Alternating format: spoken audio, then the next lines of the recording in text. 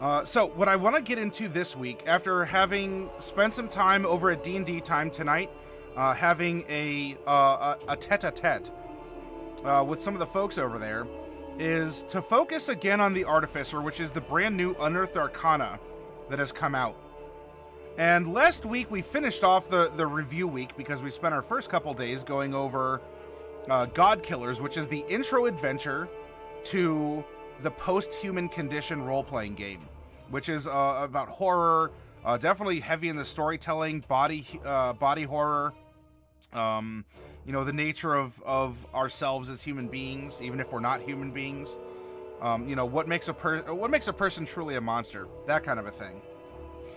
And what I'd like to do is, in the spirit of a broadcast we did last year, which was based on a bit of a challenge, where we made a band where 4 of the members were going to be bards.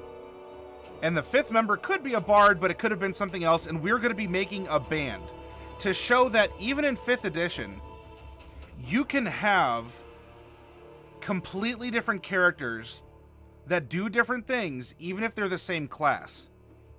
And I want to encourage people to think about that, right? To open yourself up. It's okay for a party to have 2 barbarians. Even if they're both berserkers or they're both totem warriors. It's absolutely fine. Jim says, if you ever consider it, you start off with 3 classes for the Arisen in Dragon's Dogma. Fighter, Strider, and Mage. Each vocation raises a different yield of stats per level, so it takes strategy to get the right build you want. Just saying, I think it'd be fun, or perhaps Skyrim instead. You want to draw your character on here? Well, yeah, I remember you were toying around with the idea, and I'd love to see the final product, Jam.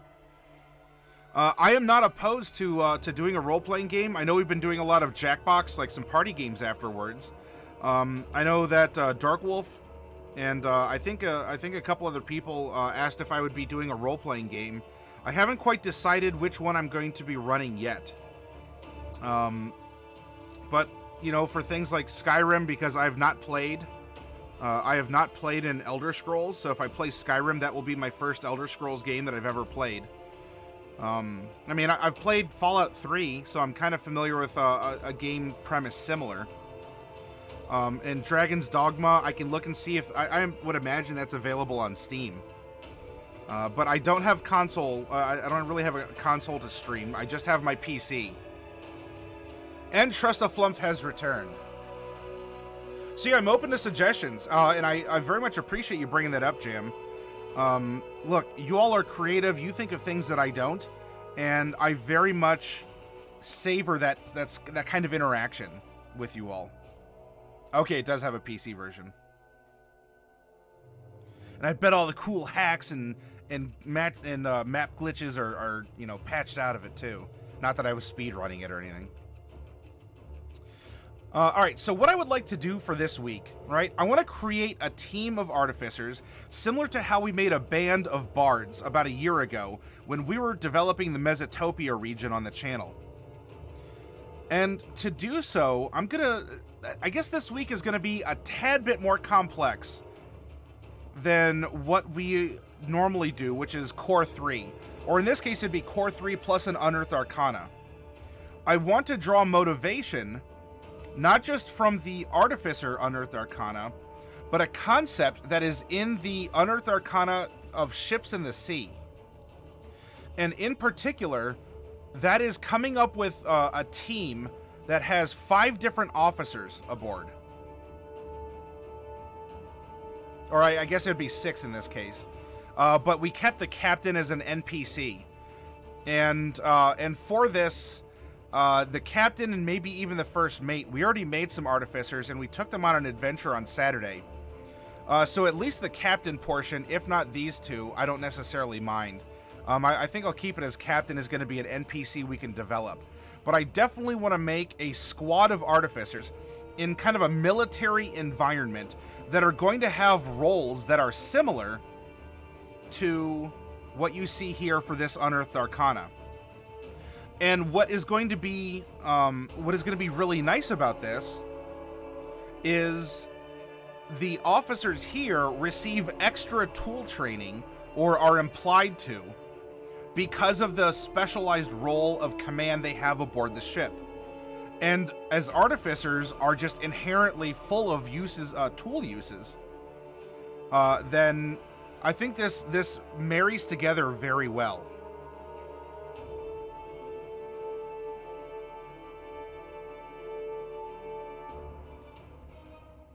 So tonight we're going to start with kind of a support role. Does this character have to be a cook? Not necessarily. But we'll be taking a look at the soldier background. Now, they're not all going to get the soldier background. They may generate it. But if they have come up by being an urchin, or they were a criminal that's reformed and joined the army to, to do whatever, I want to preserve that. But in the institution of an officer or some sort of a commander, we are going to be applying a role in a military unit to this character, in addition to their background. So it's just a role. We're not going to be giving them any of the soldier proficiencies or anything along those lines. So we're going to take a look at what we have here and see what we get.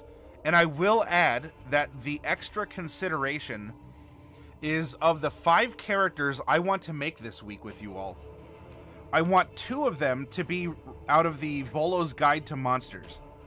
And that's because I want to reflect that, armies get a lot of different people from a lot of different corners of the world, or even the country from which they're drawn.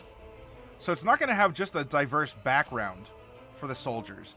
They are going to have perhaps even diverse races. And so what I will do is I will roll I'll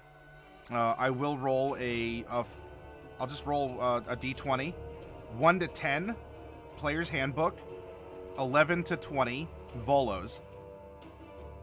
And I want at least 2 Volos out of this, out of what we're doing. If we go more, we have more. And then we have, the token human being. I'm open for that. So we are going to be drawing on a couple extraneous supplements to the core 3 books for what we're going to be doing this week. All right, so that said, right, we have our ships in the sea because we're going to be making the cook figure. We are going to be making this as an artificer of some kind, all right? And, let's see. Let's roll a d20 and figure out which book we're going to draw the race from. 19. We are getting a Volo's monster right out the gate. So let's go over to Volo's Guide. Now, in Volo's Guide, there are 1, 2, 3, 4, 5, 6, 7, 8, 9, 10, 11, 12... There are 13 different monstrous races. I'm going to generate a 13-sided die, and we're going to determine which race out of Volos we're going to be generating. 10. So 13, 12, 11, 10. All right, an orc. But this is going to be a full-blooded orc, not a half-orc. I'm going to roll percentile, and now we're going to figure, do we have a female orc, a male orc, or if I get a 91 to 100, it's multi-class, and we'll roll again for female or male. 35. All right, so we have a female orc. Medium size. I'll put that in while we're here. She is going to be an artificer, and then we'll determine which kind of artificer coming up in just a moment. As we go down the line, here's our race, right? We have our gender if we're multi-classed. We have our race. Now let's roll 2 percentiles to figure out what her alignment's going to be. 16 and 12. She is lawful good. She is methodical and selfless, is another way you could look at that. Now I'm going to roll a percentile, and we'll figure out at which level would we like to generate her. Although, I kind of wonder...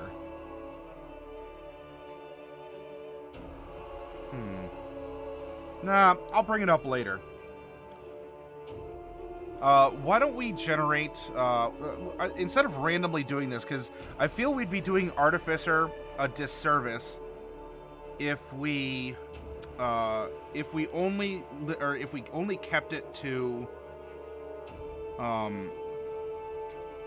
like, I don't know, if I randomly rolled a level 4. Let's put him at level 12, right? That's the ability to get some stat bumps. It's the ability to maybe take some feats instead. And I believe that as per Artificer, they get a couple things by level 12. We get an ability... Oh, it's an ability score improvement.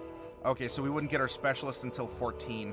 Maybe we'll take it to 14 instead. That way we get this, not the last, but... we'll generate all our characters at level 14 for the purposes of what we're doing here.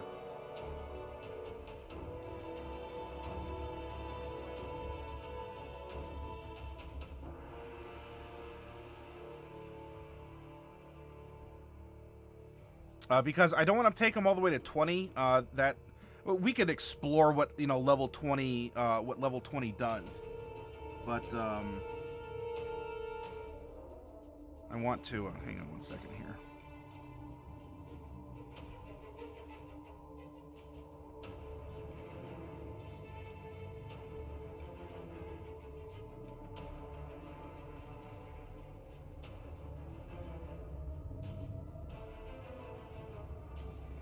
Sorry, I had to take care of something real quick. Okay. Hey, orcs! Is the name of the... a Benimp is the name of the headbutt orcs do when they are drunk. Oh, hey, you know what, orcs? By the way, as I'm opened up to Volos for possible races for our squad that we're making this week, wouldn't you know it, but we rolled a female orc, like full-blooded orc, not half-blooded even.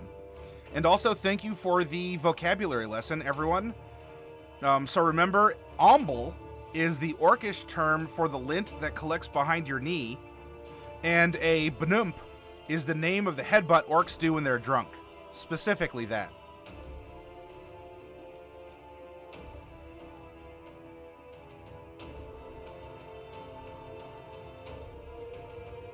Alright, now taking a look at the general role that we're looking to fill.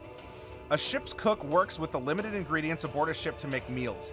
A skilled cook keeps the crew's morale in top shape, while a poor one drags down the entire crew's performance.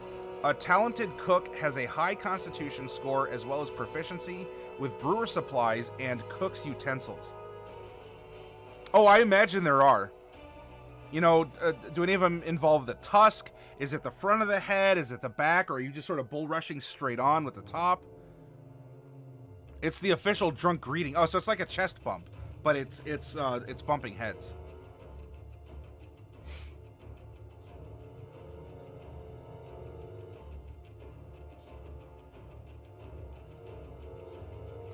All right, so when we made our sailing crew, we did things a little differently, which is fine because every broadcast is different. What I want to make sure, though, is that we are giving, we're going to be giving the brewer supplies and cook's utensils to this character. So the background is going to be something and is going to have the role of cook in this squad. In fact, I believe that we might be looking at an interesting alchemist for what we're doing here because of the nature of this. So we'll make an alchemist first.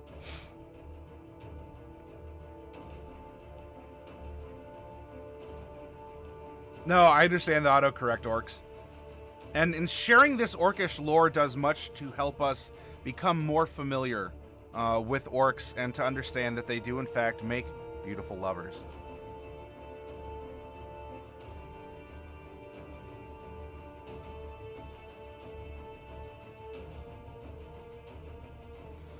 So we're going to keep this in mind. In fact, I'm going to copy, and we're going to put this here as a reminder when we're filling in our personality traits, or if we need to reference an aspect of who she is in the squad and what she does. So we have an Artificer Alchemist. We're going to gen her up at level 14. Lawful Good female orc. And yeah, Orcs Make Beautiful Lovers, that is an amazing emote. I absolutely adore it. It's about learning and loving. Aw. Exactly. It's the orcs we meet along the way. So we won't need this. We can come over here, and almost we're ready for class stuff. I want to roll a 13-sided die again to find out which background she has taken. It could very well be soldier. However, she could be an urchin who decided to join, and this is going to add to her story. So let's roll this and figure out what her background is going to be. Oh, actually, hang on. Before I do that, quick percentile to find out if we're taking any feats or if it's all stat bumps. With a 39, all stat bumps. All right. Now let's roll our 13-sided die. 2. Ooh, a Charlatan. And Charlatans have 6 different cons at which they're good at performing. And of course, you can come up with other ones, but the player's handbook suggests 6 different. In particular, she is Charlatan number 6. And so we'll figure out what that means in a second. It's a placeholder. I'm not too worried about that right now. I mean, alchemy and making a stew are basically the same thing. Yes, so Rytel, that is the subscription badge. And as you are 6 months, you have a nice spicy orange. Maybe that's a salsa con queso. You know, for the 1 year, it's a nice red, like you are ultra spicy. You are a spicy subscriber. If it's 3 months, you get a nice yellow, so it's not as hot. Maybe it's just a queso dip. And 1 and 2 months, you get a nice green dip. You know, it's maybe it's guac, or it's a very mellow salsa. Green, yellow, orange, red. So I hope you enjoy that, Rytel, and thank you for your continued subscriptions.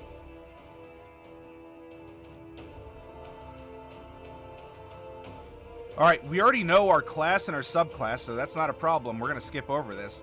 And now we're going to, we can minimize this and go down to Volos to take a look at orcs. Orcs begin at 5'4", and we're going to add 2d8 inches to her height. 10. All right, so we are at 6'2". She is definitely a healthy orc. 6'2". We're gonna take we're gonna multiply 10 by 2d6. So 5. We're gonna add 50 pounds to her base weight of 175. So she is 225 pounds, 6'2". And as for how old she is, maybe we can measure that against half orcs. I think it says orcs might live a little shorter, but that could also be artificially deflated due to the fact of how warlike they are. So if she were to meet a natural end, let's roll a percentile and find out where in her life she is. 62. She's a middle-aged orc. That's column 4. And if we're going to use half orc as the base, 41 and 55. That's a 15-sided die.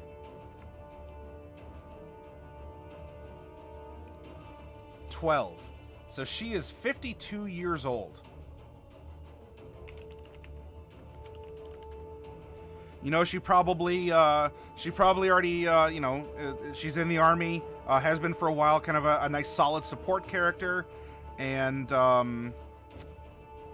probably has a couple kids already. She's putting them through orc school.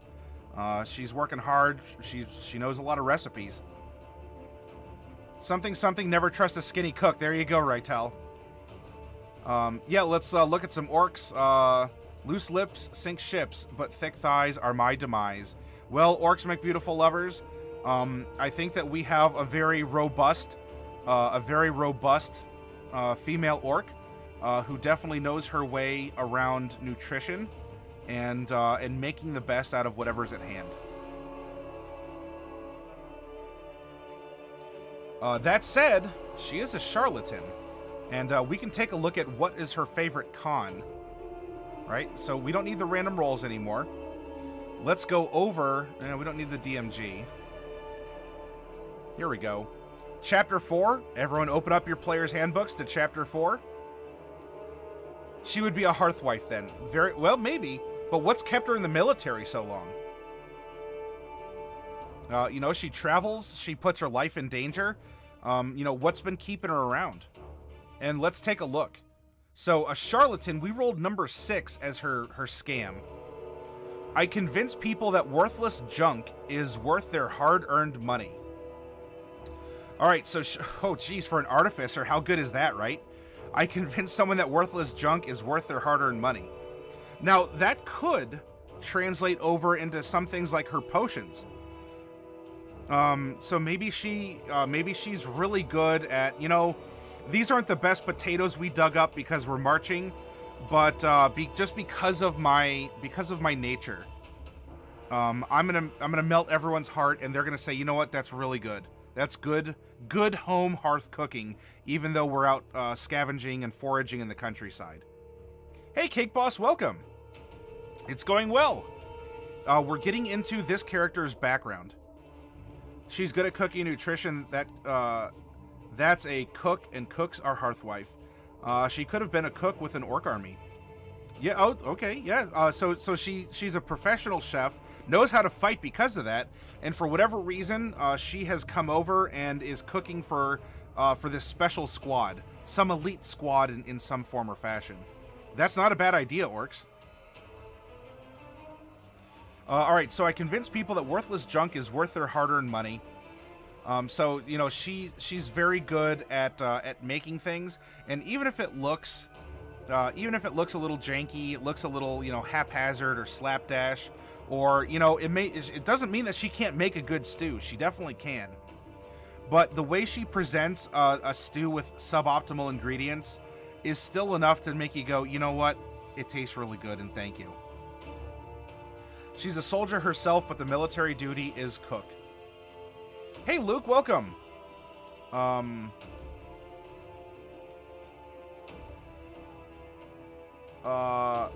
Mitt Open courseware has ruined my brain tonight. What are you talking about, Luke? Cake Boss, you're knocking out an update to your rogue kobold's design to make him much more shifty. She is an artificer, specifically an alchemist, because we're going to be making 5 artificers. Well, I don't know. I might do 4 artificers and then maybe a rogue element. Yeah, we'll do it like we did with the band that we made a year ago. 4 bards, and one could possibly be a bard, but could be someone else. And we'll see how things might be able to combo together. But I would like to focus on the artificer and give some different builds and some different ways characters can interact with it. Alchemist would be a hearthwife too, put points in cooking and potion making. They're going to get that effectively. You'll see that happen. Oh, okay. So MIT put out open. Oh, courses in like an educational courseware. Interesting. I haven't heard of that. I spent 4 hours learning about quantum electrodynamics. That is really cool. Wow.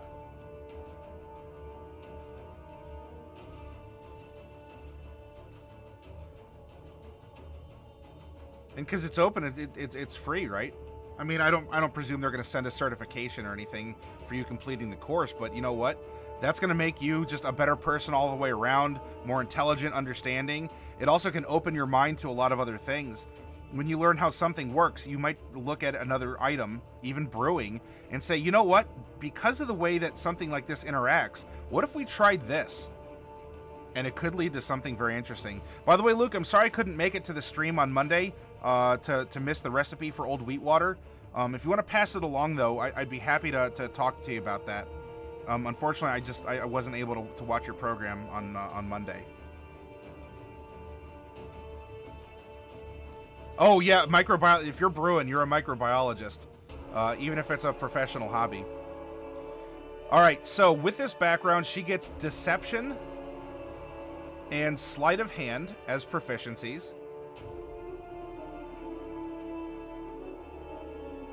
She gets tool proficiencies with a Disguise Kit and a Forgery Kit.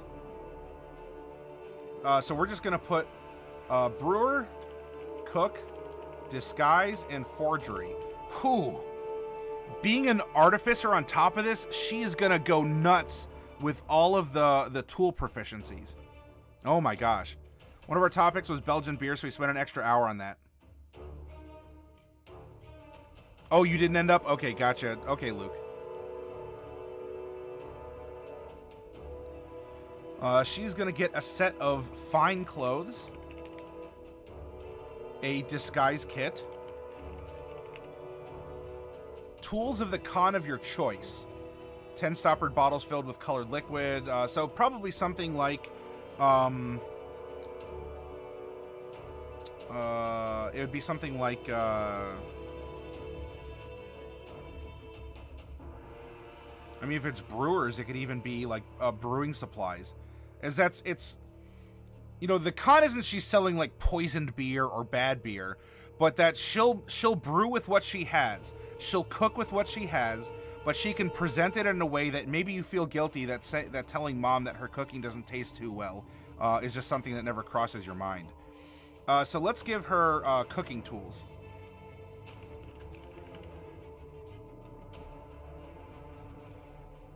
Oh snap, Katie Sue is rating. Thank you very much and welcome. Or am I saying this too early in your cotton ad purgatory? Oh my. Oh yeah, I think that could dovetail into potion making for sure. If it were me, I'd give her dual throwing axe. Well, we're coming up to weapons and such here in a little bit, orcs. Right now we're just going through her background. And she'll get a belt pouch with 15 gold in it. We went over her scam. You know, the thing that she's really good at doing as a charlatan. I convince people that worthless junk is worth their hard-earned money. Even if plating is important, right, Tal? You can plate, you know, like a Big Mac and French fries to look absolutely amazing. So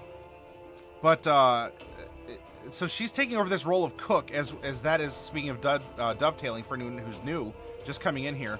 We're gonna take the roles, the crew roles, or not the crew, the officer roles from the ships in the sea Unearthed Arcana, and we're gonna work our way up as we make a 5-person team, and we're gonna keep the captain as the ladies that we generated before in last week. Okay, so now we need to come down here and take a look at her personality, keeping in mind the stuff that, you know, Orcs Make Beautiful Lovers is throwing out there, keeping in mind her class, her background, what the point of a cook. Now, that's specifically for the ship role. So in this case, if we take a look at... Oh, let's take a look here, actually. For a soldier, that would be something like support staff, right? So we're going to put cook/support staff.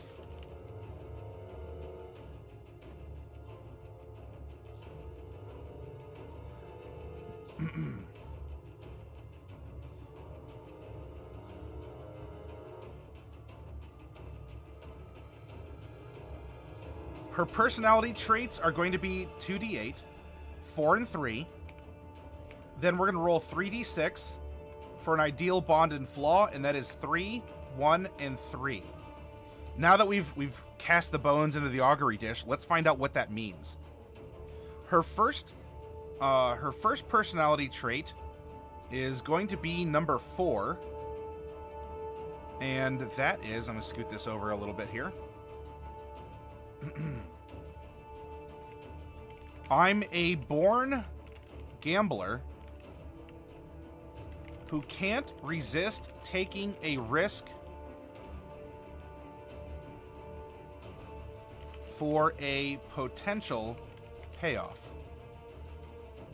And number 3, flattery is my preferred trick for getting what I want. Does that not go into what we were talking about? for her cooking or the other things. So you have this big, beautiful orc wife. She's in the military. She knows how to fight, and she'll scrape together a meal out of anything. And she will, she'll bat her eyelashes. She'll smile a big tusky smile, and she'll melt your heart. And you know what? Suddenly, that water that's been seasoned with like a couple boiled leaves and a little bit of dirt, with a hot rock inside of it to keep it warm. Suddenly, that it fills you with joy and nourishment, and you just can't say no. Lurking while we play games. Hope the stream is going great. Yeah, Misfit. Thank you for lurking. We're having a lot of fun, and if you catch a break and you have inspiration, you want to throw something for the characters, you're welcome to do so. Smugbold 2.0 is complete. I look forward to seeing it, Cake Boss. If she's a charlatan, give her a Bible with some runes and a crystal ball. So that's not. There are some cons that are like that. Though the one that we randomly rolled isn't necessarily that one risky. That's not a bad idea, though, for the concept of a charlatan. If you weren't doing what we were doing here, which is randomly rolling, and you choose something in particular, that could very well be it. Shall appear in the server when I have the opportunity. Thank you, Cake Boss. And it's fun watching your character come together, too.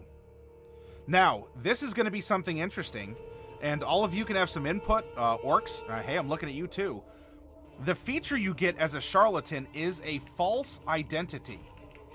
What this means is you have an identity that includes documentation, established acquaintances, and disguises that allow you to assume that persona. Additionally, you can forge documents, including official papers and personal letters, as long as you have seen an example of the kind of document or the handwriting you are trying to copy. So the question here is, what is her other identity going to be? And something that could influence that, if we're going to use Volos, and remember, this week is going to be a little bit more complex because we're going to draw off of a couple different sources. There is a monstrous origin that can be a part of your background, a part of who you are, right? In fact, if we come through here, Furbolgs.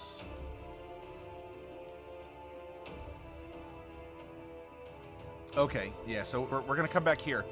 This might give us a clue. Let's roll a D8 and figure out her monstrous origin, and why would she want to join with a squad of presumably dragonborns and elves, or something along those lines.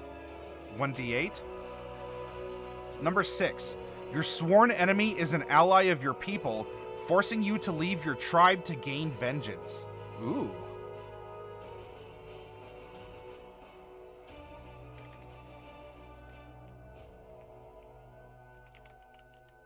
Monstrous origin. Your sworn enemy is an ally of your people, forcing you to leave your tribe to gain vengeance. Could this play into her alternate identity? Is her alternate identity being a soldier in this army?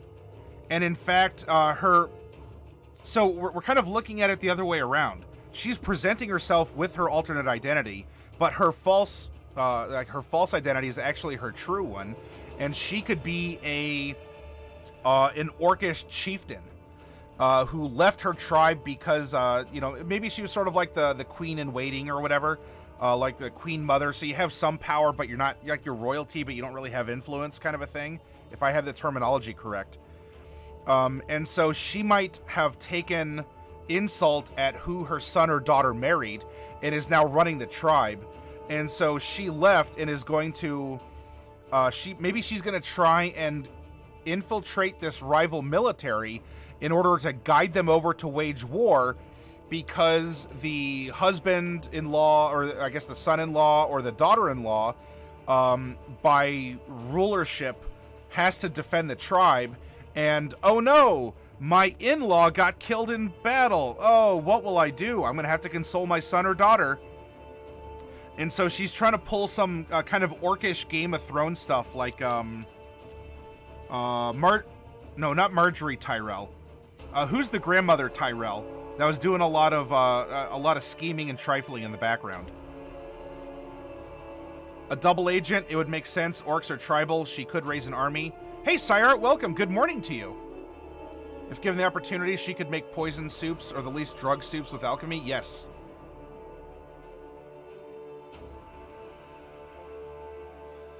So to you all out there, orcs, would that make sense?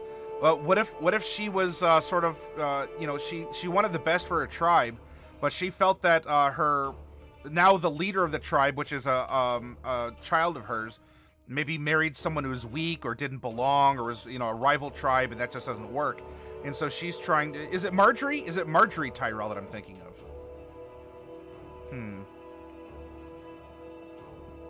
So I don't know. I'll put this down here, and if you all have other ideas, let's entertain them. True identity is that of a tribal leader, bitter at an in-law. She wants to provoke a battle that will kill him or her so that her tribe can be ruled properly once more. Being a soldier is her false identity, as she is, I guess, pretending to be a local friendly orc or half orc to the squad's home country. Because the tribes next to each other would know each other, so for her not to be recognized, she would have to go somewhere else. Oh, yeah. Almost like a desert orc that had to go into a wood orc. Okay, I got you, orcs. Omble. OMBL. I'm digging these thoughts. And so, she's taking that motherly, that matronly, I know how to make everything, and this could lead, an army marches on its stomach, by the way. There's a reason why a cook is an officer on the ship supplement, and why cooks are very important in an army. So she's bringing all of this scrounging and everything, along with this motherly sense of, like, mama bear defense in combat, along with batting her eyelashes, and, maybe doing a little push and lean forward as she's, serving the soup, and everyone, all the people in the squad just, like, their hearts open up to this very, bountiful, kind, matronly orc woman who knows all these fun, exotic orc recipes. We haven't decided that yet, orcs. Artificers, it is recommended to have a high intelligence and a high con. So it will be up there. All right, so with that, let's go back to orcs, orc traits. Is that's what we're gonna have to fill in next? Oh no, I'm sorry. Let's finish out her personality. I'm getting ahead of myself here. All right, her ideal is number 3, charity. I distribute the money I acquire to the people who really need it. Well, what a good way in order to have goodwill amongst other people. You want to get people on your side, you got to curry their favor. Humans and other people value money over maybe more practical orcish stuff. And so she does believe in charity because she knows how to bring a tribe together, whether it's money or hunting trophies or whatever, heads. I think this works out really well, especially if she's lawful good. She's selfless and she's operating within the confines of the law, even if it's her own people's that might create a little bit against this other country's army. Her bond is number 1. I fleeced the wrong person and must work to ensure this individual never crosses paths with me or those I care about. This is why she joined the army.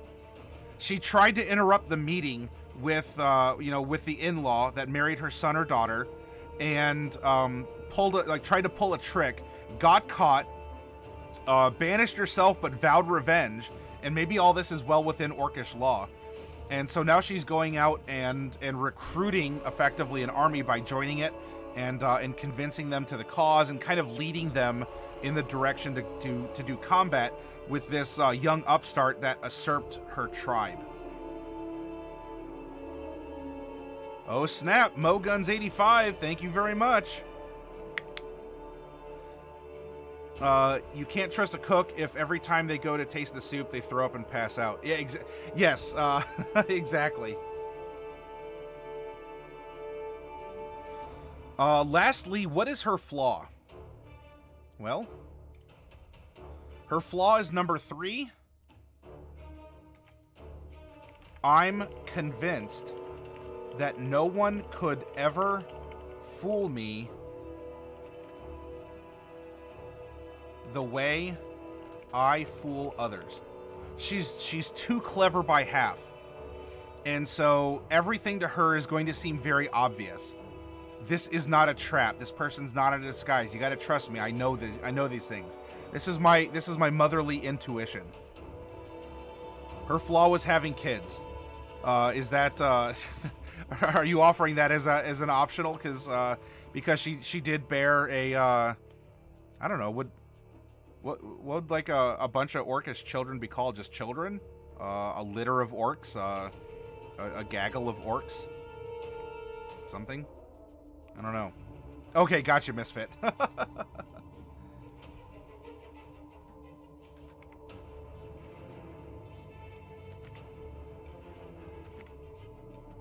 Let's make a little bit more room and make this...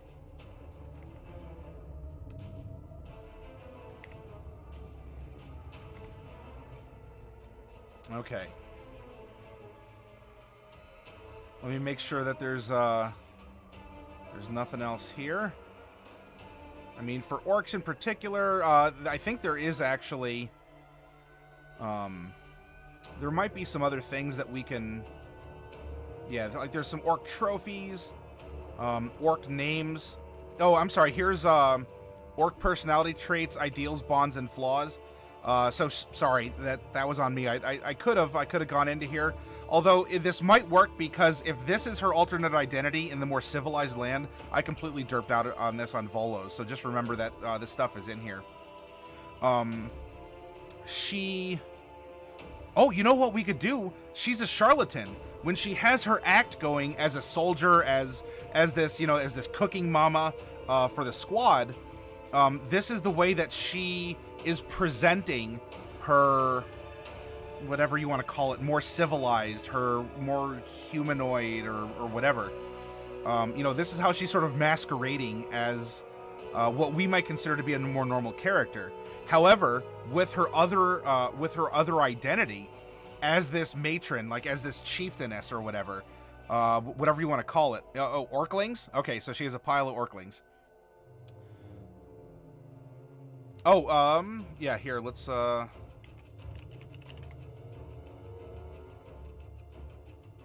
you go. However, as she carries herself, when she can finally, you know, just let her hair down, and be the orc that she is, let's roll this. Let's give her one of each here. So we're gonna roll 4d6. 5, 4, 3, 1. Isn't that funny?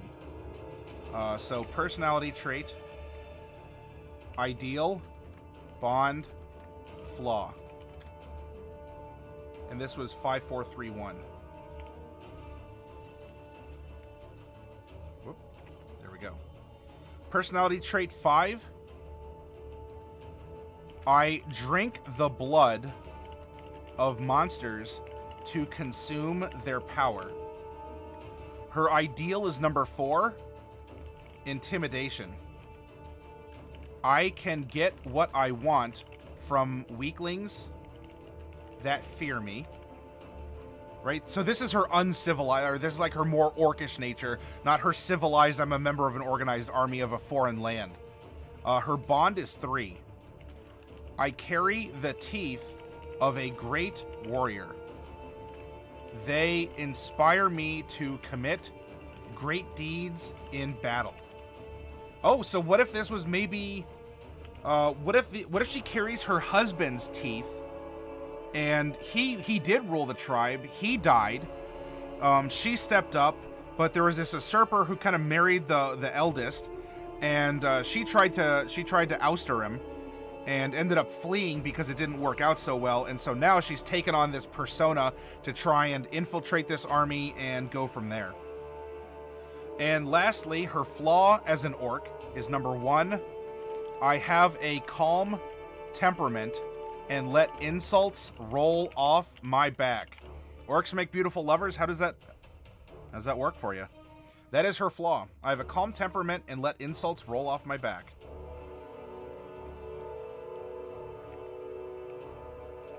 True orc identity.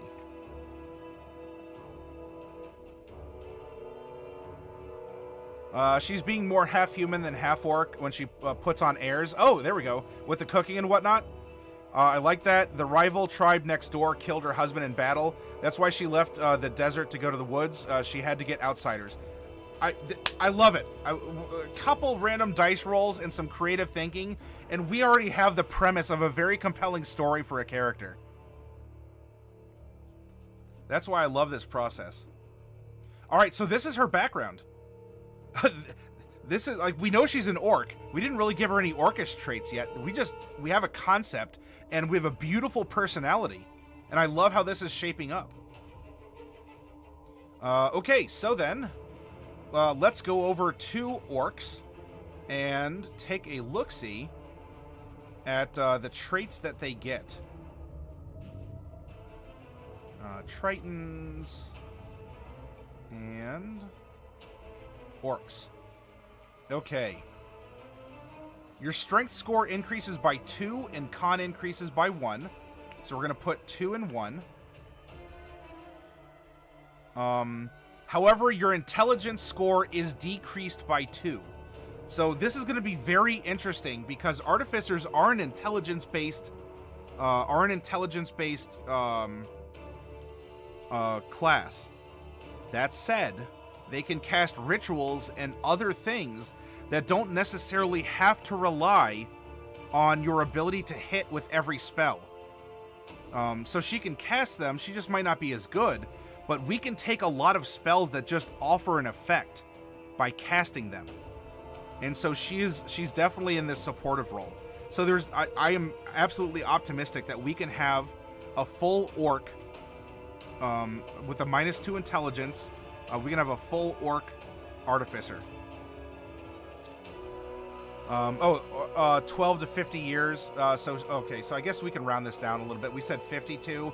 She's middle-aged, so I guess for that, that would be something like, probably more like 37. But that's middle-aged, right? We have a base walking speed of 30 feet, so that gives us 15 climb, 15... Whoop, I'm sorry, those are hit dice. Woohoo! 30 hit dice. Wow, orcs are OP. 15 climb, 15 swim, 0 fly. We do get 60 feet of dark vision. Aggressive. As a bonus action, you can move up to your speed toward an enemy of your choice that you can see or hear. You must end the move closer to the enemy than you started. Alright, so for a race we have aggressive. We are menacing, so we're trained in intimidation. Powerful build. You count as one size larger when determining carrying capacity. Powerful build. Languages, we can speak, read, and write Common and Orc. And there we go.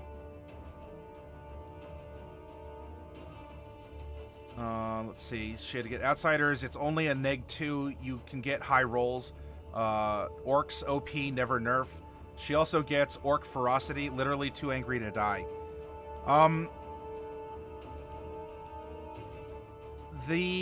So the half-orcs get something like that.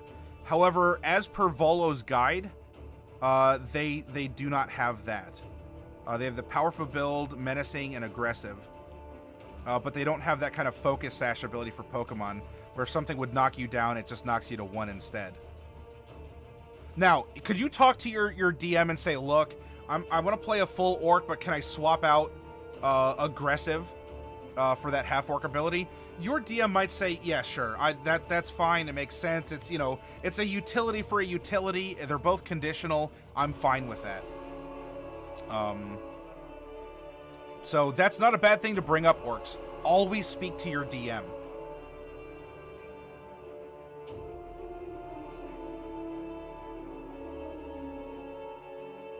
Did my headset die? Why, yes it did. Well, golly gee. All right, then.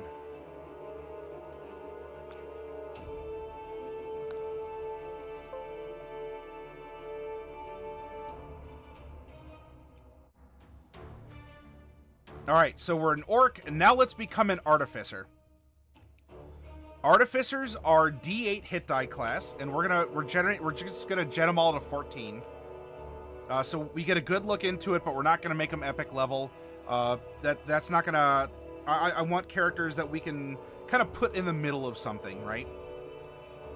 Orcus Sash is so good. I'm very intrigued by this orc artificer, says Trust a Flump.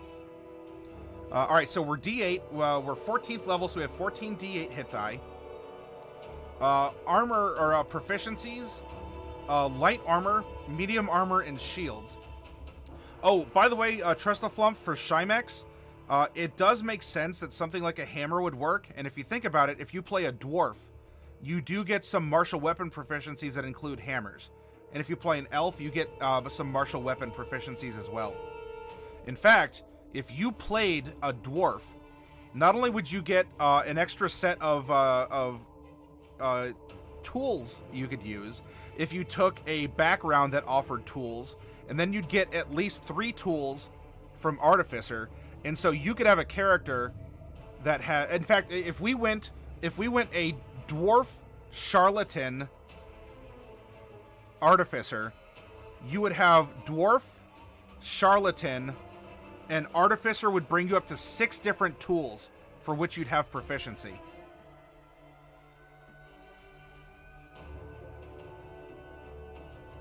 Yeah, exactly. You'd need to have a bunch of straps and belts, or that cape you throw open and all your tools are there. Misfit, what if my parents were freakaleaks and I was half dwarf, half elf? Then I guess you could learn how to use an axe and a sword, but you could forego a hammer and a bow, or something along those lines. Talk to your DM about that. Medium armor, she can get chain. Yeah.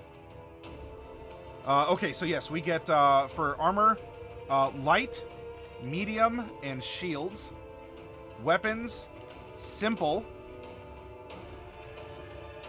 Hand crossbow. And heavy crossbow. Tools. So not only now do we have brewer and cook from this ship background, right? Oh, that's a Merilith. Because we're adding this because we're making like a special forces strike team, and so I want to use the concept of the officers. And so if you're the cook, if you're a support, you would be well here. Now that said, these two are gonna kind of replace at least one of the offerings that Artificer gives. So this is an exception, but it's something I want to throw out there. So she currently has brewer, cook, disguise kit, forgery kit, thieves tools, and tinker's tools. Cannot resist XT, let's go again. Let's go again. Can be the box number 3, the one on the bottom, 3. Sure, no problem. The one on the bottom. I'll pull that for you here in just a second here. Dude, you could be an armored combat medic, just walking around in full armor, giving health potions to. Yes, exactly, orcs. Misfit, Gimola. Oh yeah, Gimolas, like Gimli and Legolas. No rush, or even no rust.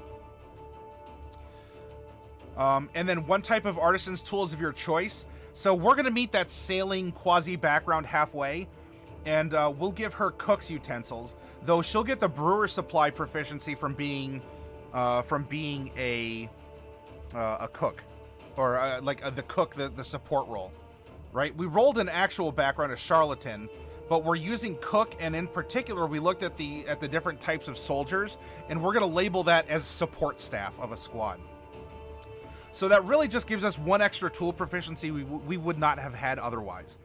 That said, and remember this too, if you can take feats, Trust a Flump, you could take skilled, and you could have more skills and or more tool proficiencies that you can use as an artificer. In fact, if all you're really worried about is intelligence, you could rush your intelligence to max cap and take a bunch of supporting feats instead, since most everything you do is really just based on intelligence. Having a high con is okay, but all you really need is intelligence. Why do you need that many tools? Because you're the time sink and bottleneck for your party. All your downtime is really just spent to allow the one party member to make everything for you. Are those benefits good enough? I couldn't tell you what they are offhand. I do not recall that, Trust a Flump. Okay, so we are going to have saving throws of Constitution and Intelligence. Now we're going to choose 2 from Arcana, History, Investigation, Medicine, Nature, Perception, and Sleight of Hand. So let's take a look here, right? She's a cook in the army. She's a charlatan, so she does have this other identity of as actually being this orc like chieftainess, or sort of like this queen mother variety here. I'm a born gambler who can't resist taking a risk for a potential payoff. Flattery is my preferred trick of getting what I want. I distribute the money I acquire to the people who really need it. I fleeced the wrong person and must work to ensure this individual never crosses paths with me or those I care about. I'm convinced that no one could ever fool me the way others. And then we have our true orc identity that could bleed through. I'm kind of thinking as a cook, nature and medicine are going to be her big skills here. Nature and medicine, right? Because she's the support staff. She's this mom figure in the squad. She's this middle-aged orc lady. She's obviously a mom. She has a lot of practical knowledge, things along those lines. And I don't know, that just seems to resound with this build to me. If you have another suggestion, you're welcome to offer it. Can she use orc tools? You can use an orc hand axe proficiency as a tool with an orc butcher cleaver. So there's nothing necessarily that specific, but I imagine that if a DM were to somehow make a difference between a normal cleaver and an orc cleaver, that you would be allowed to do so.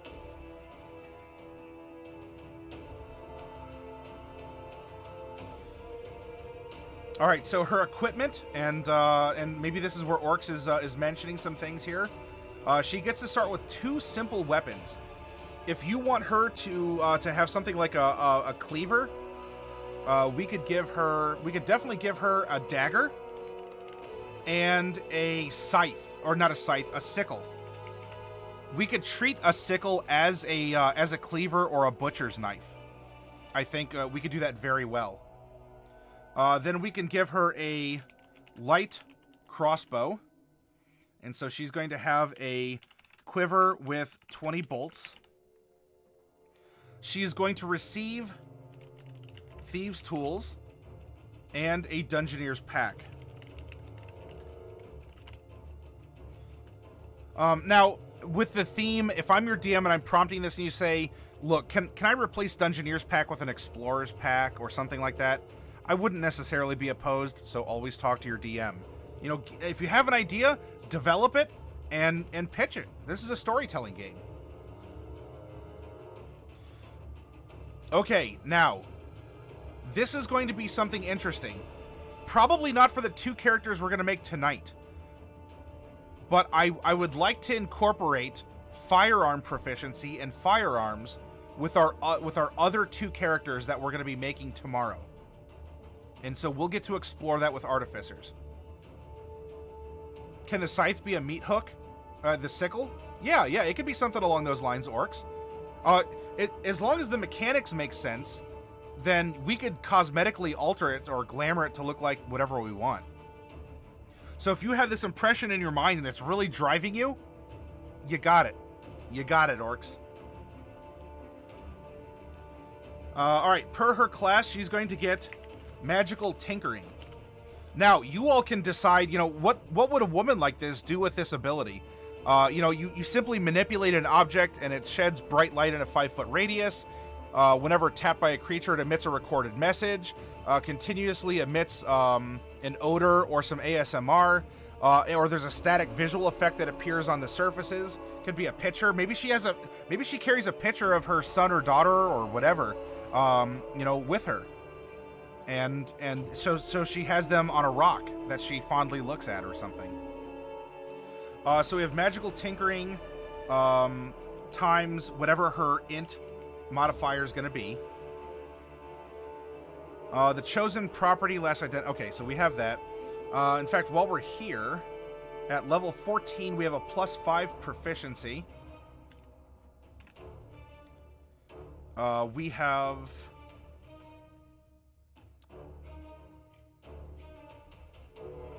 we are going to get magical infusions, and we are going to know 6 of them by this level.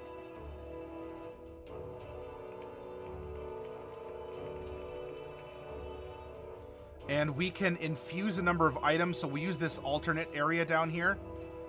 Infusions. In total, we can have 6 items infused. But currently, unless we assign it, we have 0.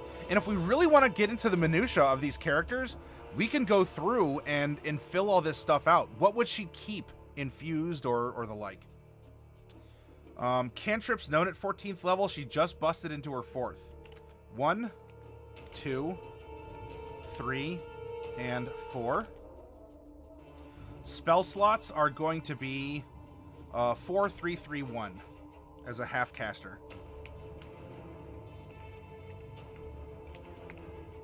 Hi, Cat. You gonna come up and say hi?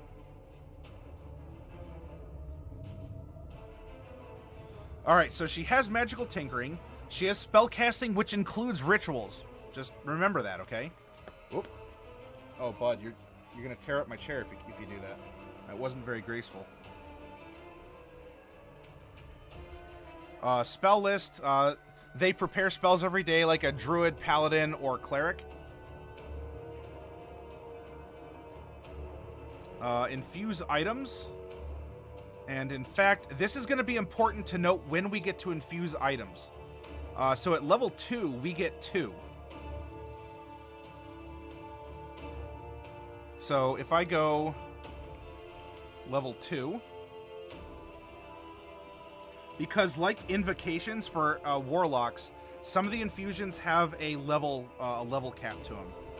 So we get 3 at level 6. We get 4 at level 11. Oh, I'm sorry. I was looking at infused items. Infusions known. I'm sorry. It starts at 3. We get our 4th. Oh, hang on. So at 14th. Yeah, we're at 6. Okay, yeah. So at 4th level, we get our 4th. 2, 2, 2. Level 4 is our 4th. Level 7 is our 5th.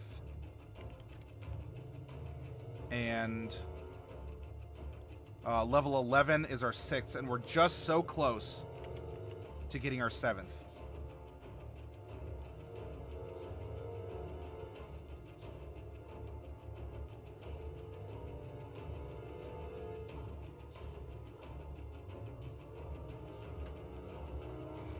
And we can, kind of like invocations, we can replace it. So technically, if we aren't using one of our level 2s and we hit a threshold for a higher tier a higher tier infusion, we can go back and replace our level 2, you know, our slot that we earned at that level, with a level appropriate one, because we're meeting that currently. I hope that makes sense. I don't want to be too complex about things. We are going to look at our specialist, our archetype, in a little bit here.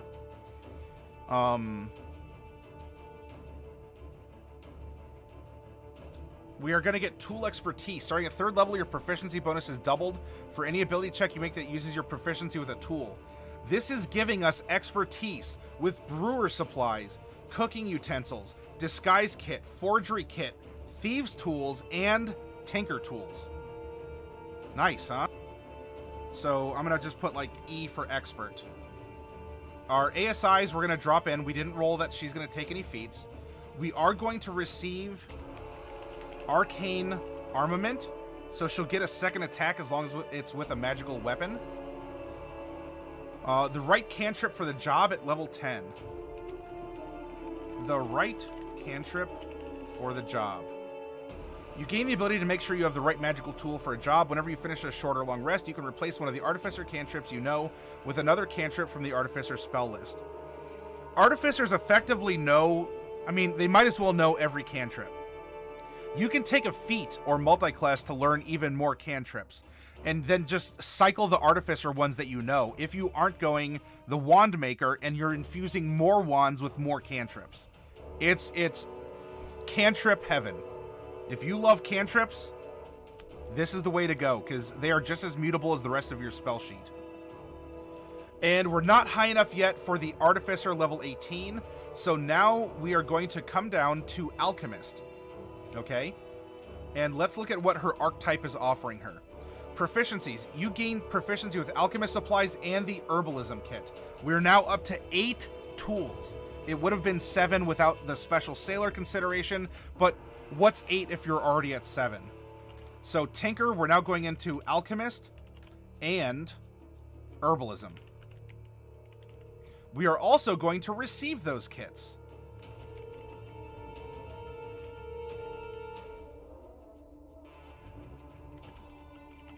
Alchemist supplies and an Herbalism kit. And crafting, if you craft a magic item in the potion category, it takes a quarter of the normal time and costs you half as much of the usual gold. So here we're going to go tools of the trade, potions, and then we could just reference back to that. By the way, in that interview, Pete did bring up a very good point where if you're making your own potions by the rules, by the normal rules, it is already discounted, meaning that it takes a quarter of the time and effectively a quarter of the cost as well, because you're making something that normally would only take half. If I'm interpreting that correctly, or unless I missed something. So I think you're producing potions at a quarter of the time and at a quarter of the cost. Now, we are going to get some alchemist spells, and these are going to act like domain spells for a cleric, circle spells for a Circle of the Land druid, or your oath spells as per a paladin. So if we come down to here real quick, we are an artificer. Here, we're casting off of int. We know 1, 2, 3, 4 cantrips. We have 4, 3, 3, and 1 for our spell slots. Now, for being an alchemist, these are the special spells that we don't need to worry about preparing. This doesn't count against the number of spells we can prepare. We are going to get Purify Food and Drink, and Ray of Sickness, Melf's Acid Arrow, given her ample proportions and the fact that she is in fact a mother, this could very easily be renamed. I'm looking at you, orcs. Then we also have Web. Create Food and Water, and Stinking Cloud, and then Blight and Death Ward. Gotta be up at 6. All right, have a great night, orcs, and thank you for your daily, or you appeared, you taught us a word in orc. I very much appreciate that and the input you've had. And I'm sorry I missed a little bit of what you were saying above, orcs, if you're still sticking around here. That's a gut hook. You have to reskin weapons a lot with monks. I always try and make weapons match someone's fantasy of their character. Yes, that's a very good thing to do, Misfit. It's a knife you can use to cut the stomach open when skinning a deer. Stayed longer than I should, but I want to know how this turns out. Got to be up at 6. All right, well, Orcs, we can always review it the next time you pop by if you don't already see it on the channel at some point in time, or you watch the VOD. Good night, you beautiful Orc says, you got to sling them acid arrows, though. Yes.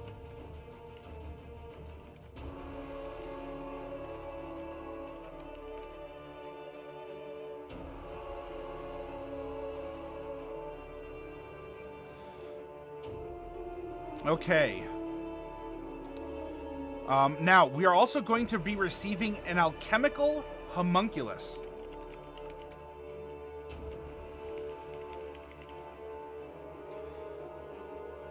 Whenever you finish a long rest and your alchemist supplies are with you, you can form this homunculus in an unoccupied space within 5 feet of you. The homunculus is friendly to you and your companions, and it obeys your commands. What I think we can do... now, there's another page that we can fill in the stats, and we can look at that in a little bit here. There's a lot of stuff that it can do. But if we go back to Volo's guide, and if we scroll to... Let's go back up to Orcs. Gnolls.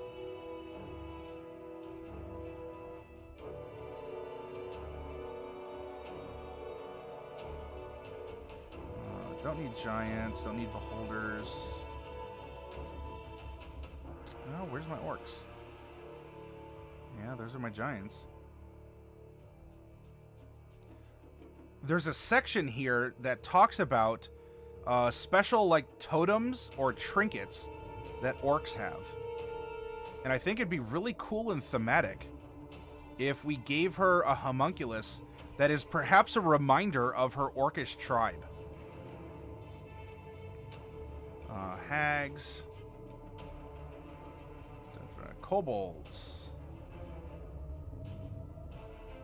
Here we go.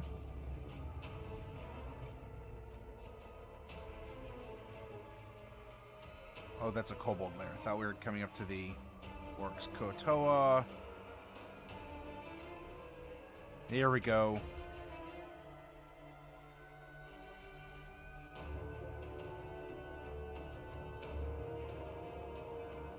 Orc ideals, bonds, flaws, names, orc lairs. Orc trophies.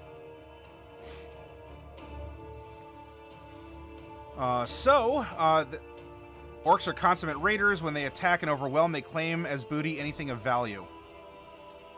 So what we can do here is let's roll a d10 and determine perhaps her lucky homunculus. 10, a random trinket. Okay, then. So we're going to go to the player's handbook and go to chapter 5 and scroll to trinkets and roll a percentile. If we wanted to bring in another source of info, we could do the Gothic trinkets that's in Curse of Strahd, but let's keep things simple and roll a percentile here. 97. So her homunculus traditionally is going to be trinket 97, which is a tiny mechanical crab or spider that moves about when it's not being observed. And I guess it has wings also. Oh, what if this is how she becomes an artificer? Maybe it's part of some plunder she took from I don't know, maybe some people from this kingdom were out like doing a cultural, like an anthropological observation. They found that they were being watched. They slaughtered them, took their stuff, and maybe that's how she knows to come back here, because this other outside group had an interest in her tribe already. And she's now going to take this and she's going to go back and try and manipulate them to come and oust this usurper. I think this works really, really well. Trinket 97, a tiny mechanical crab or spider that moves about when it's not being observed. You got to go to bed, working early. All right, Trustaflumph. Hey, let's pop this open for you here real quick. All right. Sorry about this. I got so sucked into the story. The way that You know, you gotta trust yourself to the flump. Trust yourself to the flump. This is so exciting. I'm loving this. I love this creative process. I love the critical thinking. It is Wiggle sleepily. Hang in there just a minute longer. Okay, trust a flump. If you're ready, I'm ready. Let's see, you did a full adoption of the characters that are in this set. Let's bring it up real quick. Thank you for your patience. Tomb of Annihilation. We are going to start with a skeleton key. This is I say number B, but that's doesn't sound right, huh? Skeleton key B. Now we're moving into the uncommons already with a Yuan-Ti Broodguard. A Yuan-Ti Broodguard, if it'll focus. A little golem-looking Yuan-Ti here. Now you have a large uncommon with a Gorillon. A nice four-armed gorilla. Rawr. And lastly, Trustaflumph, you have another named rare figure from this set. Would you like to take a guess? Now, in the first box, you pulled a dragon bait. That was really cool. Would you like to try and take a guess at which rare named figure you have next?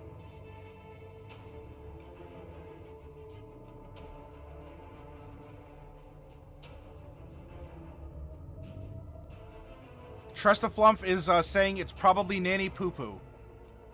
All right, let's find out. I know you wanted Minkskin Boo. You got a dragon bait. You're calling Nanny Poo Poo. Misfit's saying it's Bill Nye, but I don't think he's in this set. And the real answer is Trustaflumph. Your rare figure is... Hello. Hello.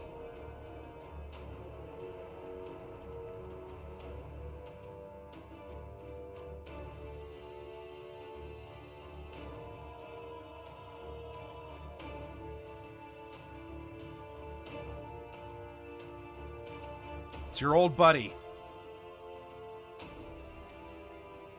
And with that, actually, we can replace...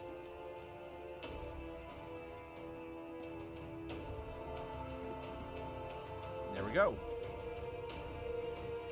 Yeah, a Sararak is a really cool lich.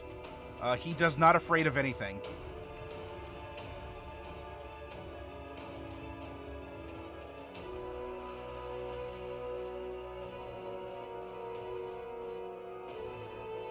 Apparently my computer wants to change homunculus to lunchrooms. I mean, she is a cook. Alright, so that is going to be her, maybe her primary homunculus. You can make a homunculus out of anything, but, you know, I find giving kind of a signature thing to a player really helps, you know, reinforce the roleplay and draws them into the story. Yeah, Trustaflumph, I think you did well tonight. Yep, I'll see ya. And I have an interesting idea, Trustaflumph, that maybe I can run past you. Not now. I'll send you a message later when you're not going to go to bed. All right, so we have our alchemical homunculus. At 6th level, because we're genning a 14th level, we have alchemical mastery. When you cast a spell using your alchemist supplies as the focus, you gain a bonus to one roll of the spell. That roll must restore hit points or be a damage roll that deals acid or poison. So let's come down here, and we have Alchemical Mastery. In addition, you can cast Lesser Resto without expending a spell slot, provided you use the Alchemist supplies as the focus. And so we're going to come down here. Lesser Restoration, I believe, is a 2nd level spell. So let's going to put Alchemical Mastery. One time, or actually this is int per day, lesser restoration.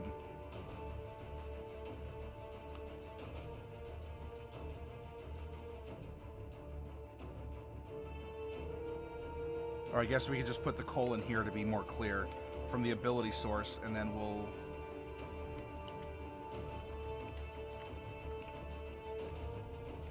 There we go. And then at 14th level, we become a chemical savant, and so this will be the last ability that we're getting here. You have been exposed to so many chemicals and unlock their secrets that they pose little risk to you. You can use them to quickly end certain ailments. You gain resistance to acid and poison. So let's put that here. Resistance, acid, and poison. For to kind of bring that over, you can see where it's filled in on this sheet. But, you know, you can indicate it wherever you want on your own. In addition, you can cast Greater Restoration once without expending a spell slot and without providing the material component, as long as you use your Alchemist supplies for it. And so then this is going to be... I think that's a 4th level spell. And so this is going to be Chemical Savant, Greater Restoration, 1 time per day. Or if you want to put one time per long rest, whatever works best for you to be clear. All right. I mean, we could choose her magical infusions. I want to continue her build first, because then we can talk about the nuances of the character. I want to get the solid core concept of the character first, and then we could discuss the mutable aspects of her. Using the standard array, 15, 14, 13, 12, 10, 8. I think we can put something... We might want to just put the 15 here, since that's actually going to be reduced. A nice 14 con should be nice.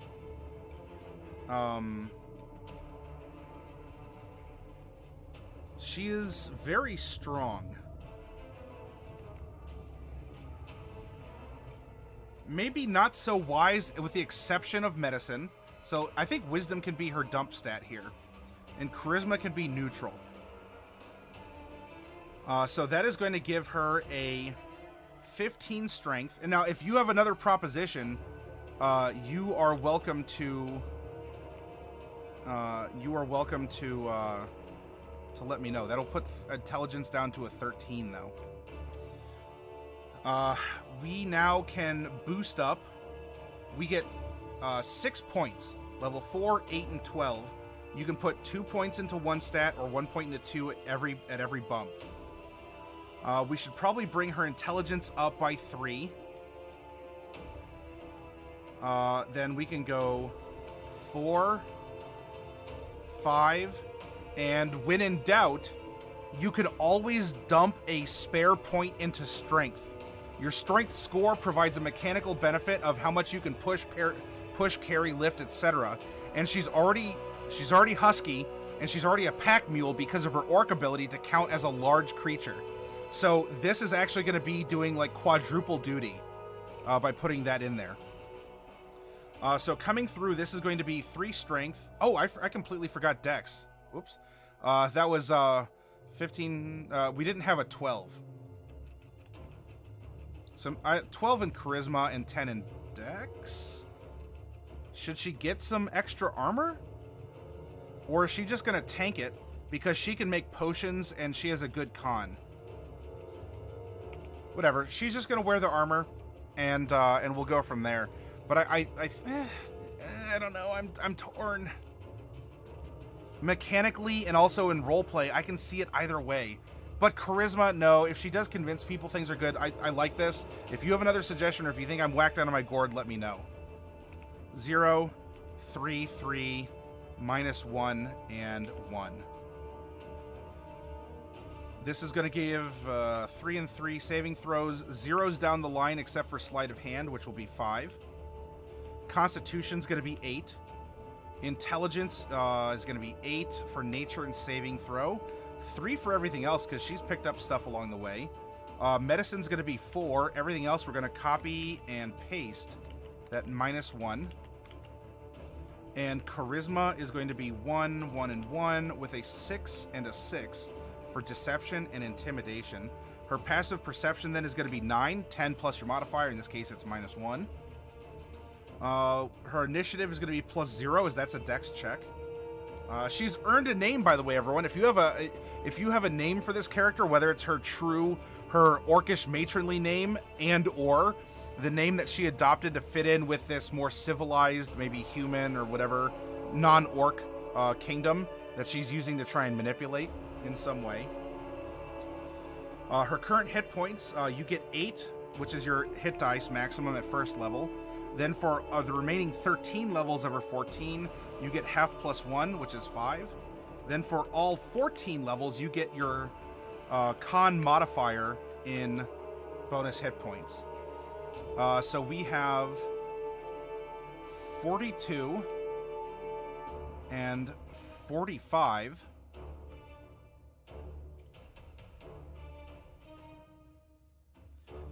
You know what we could have done? I might reset that and give her dex. If she's a cook and she does all this nimble stuff, plus the weapons she's using are dexterous. I don't know. Does that sound cheesy, or should we stick with a high strength orc and just use sickle and dagger off of that? And I mean, the light crossbow's there. I don't know. What do you think I should do? Would she be naturally dexterous from the start? That's important to me because I don't want to sound like I'm cheesing or I'm walking back on a character concept that feels good and that even this build might be kind of oddball, but still seems really fun and solid. So we have 87 plus 8 is going to be 95 hit points at level 14. Hey, Gathering of Nerds. Oh, right account now. So then, hello, Emmy Illustrates. I hope you had fun drawing a little earlier. I did get to watch you, and I hope that turned out very well. To attack with her int spells, it's going to be a +8, as she is proficient, with a +3 int modifier. The difficulty class is going to be 16. This is going to be 16. You add 8 to your attack modifier, and there you go. For this, I mean, depending if we want to mess around with the stats, whether we do make her dex because she's dexterous at mixing and tinkering and potions and all this other stuff. Yeah, you're very welcome, Emmy. It was fun. I'm glad I could help inspire you, even if it was Seto Kaiba inspired and the discussion about about personal bleaching.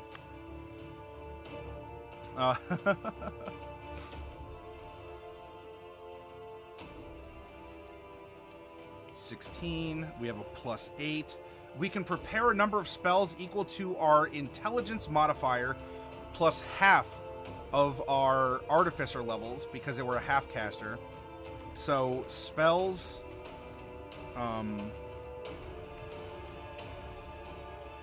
prepared equal 3 plus half of 14 is 7. So we can prepare 10 spells on top of the ones that we already have here.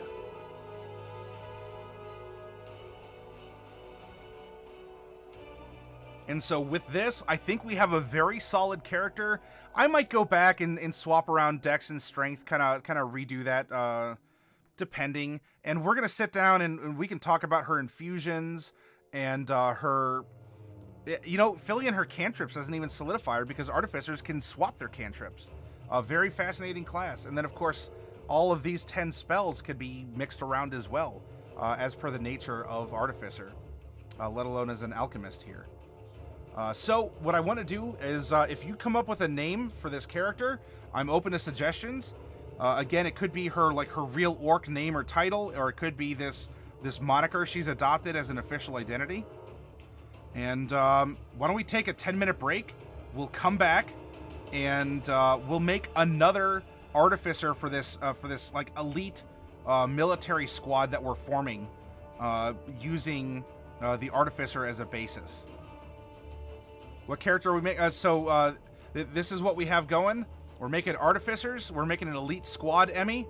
And after we come back from break, you'll be on the ground floor as we make another Artificer to join this this squad of elite soldiers that conceptually we're making together.